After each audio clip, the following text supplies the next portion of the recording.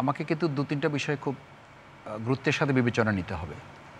যে এটা কিন্তু ২০০১ সালের একটা নির্বাচন না, এটা ২০০৮ সালের একটা নির্বাচন না, অথবা ১৯৯৬ সালের একটা নির্বাচন না।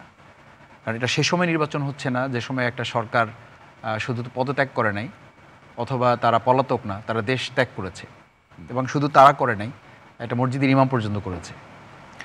এবং সেই সময় আমরা নির্বাচনের কথা বলছি যে সময় বাংলাদেশের সকল সাংবিধানিক প্রতিষ্ঠানগুলো বিগত ১৫ বছরে ধ্বংস করেছে বলে আমরা সবাই ফ্যাসিবাদ বিরোধী আন্দোলনে যারা ছিলাম সবাই একমত।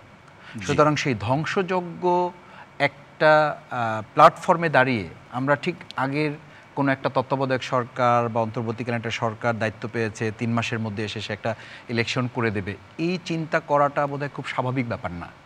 এবং এটা যদি করা হয় তাহলে জুলাই আগস্টের গণ অভ্যুত্থানের সাথে তার চিন্তা দৃষ্টিভঙ্গি লালন করেন, এটা বুঝতেও কিন্তু আমাদের কষ্ট হওয়ার কথা। কিন্তু রাজনৈতিক দল তো নির্বাচনের প্রক্রিয়ার মধ্যে যে একটা রাজনৈতিক অবশ্যই সেটা হবে, কিন্তু আপনাকে এই বা আমাকে কিন্তু এই জিনিসটা মাথায় নিতে হবে যে আমরা স্বাভাবিক প্রক্রিয়ার মধ্যে এটা কোনো পদত্যাগ হয় নাই, এটা একটা পলাতক সরকার এবং একটা অভ্যুত্থানের পরবর্তী একটা সরকার। এবং যেটা বলা হচ্ছে যে এটা নির্বাচনকালীন সরকার না, তারপরে বা আমরা বলছি যে তাদের দায়িত্ব কি, তাদের দায়িত্ব তো ছাত্র জনতা সবাই মিলে তাদেরকে তো ইনভাইট করে তাদেরকে নিয়ে আসা হয়েছে, তারা তো এখানে জোর করে বসেন নাই, তাদেরকে বসানো হয়েছে জনগণের পক্ষ থেকে। তো বসানো হয়েছে, তো চেতনাটা কি? জুলাই আগস্টের তো অভ্যুত্থানের একটা চেতনা আছে, সেই চেতনাটা কি?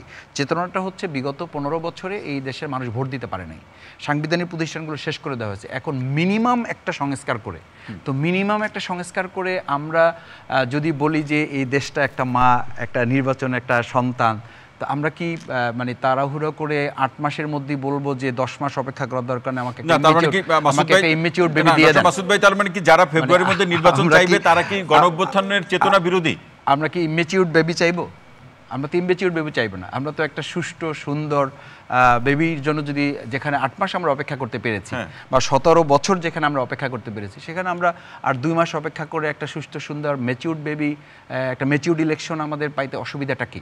সেই জায়গায় লন্ডনের বৈঠকের মাধ্যমে জামাত ইসলামী কোনো রিজার্ভেশন দেখায় নাই, বৈঠকে সাধুবাদ জানানো হয়েছে, কিন্তু বলা হয়েছে জুলাই আগস্টের স্টেক হোল্ডার তো কোনো একটা দল না, একটি দলের সাথে, রাইট রাইট, আমি সেটাই বলছি, জি, কোনো স্টেক হোল্ডার তো একটা দল না। আর অন্তর্বর্তীকালীন সরকার যে কোনো সরকার দলের সাথে বৈঠক করতে পারেন, এটা নিয়ে মানে জামাতের রিজার্ভেশন তো নাই, আমরা সাধুবাদ জানিয়েছি প্রথমে। দ্বিতীয় যেটা বলেছি, এই আলোচনাতে আমাদের কোনো আপত্তি নাই। তৃতীয় যেটা বলেছি যে এখানে খুবই মানে দেশ এবং দেশের জনগণের স্বার্থ সংশ্লিষ্ট আলোচনা হয়েছে, এগুলো কিন্তু বুঝতে হবে।